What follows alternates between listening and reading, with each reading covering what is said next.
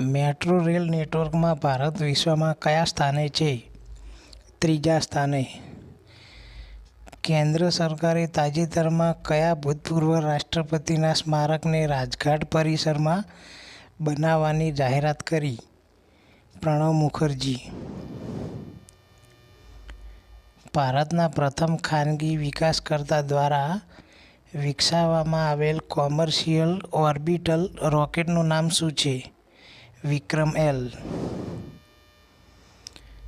ભારતીય સંશોધકો દ્વારા તાજેતરમાં કેન્સર નિદાન અને સારવાર માટે કયું નવું એઆઈ ફ્રેમવર્ક વિકસાવવામાં આવ્યું છે? વ્યક્તિગત કેન્સર થેરાપી એઆઈ ફ્રેમવર્ક. 18મા પ્રવાસી ભારતીય દિવસ 2025ના મુખ્ય અતિથિ કોણ હતા?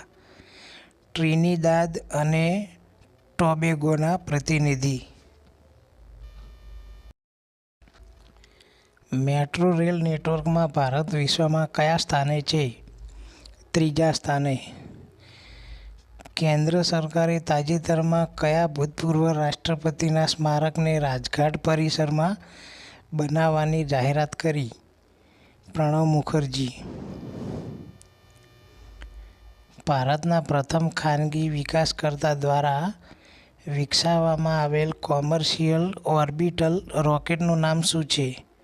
વિક્રમ-એલ. ભારતીય સંશોધકો દ્વારા તાજેતરમાં કેન્સર નિદાન અને સારવાર માટે કયું નવું એઆઈ ફ્રેમવર્ક વિકસાવવામાં આવ્યું છે? વ્યક્તિગત કેન્સર થેરાપી એઆઈ ફ્રેમવર્ક. 18મા પ્રવાસી ભારતીય દિવસ 2025ના મુખ્ય અતિથિ કોણ હતા? ટ્રિનિદાદ અને ટોબેગોના પ્રતિનિધિ.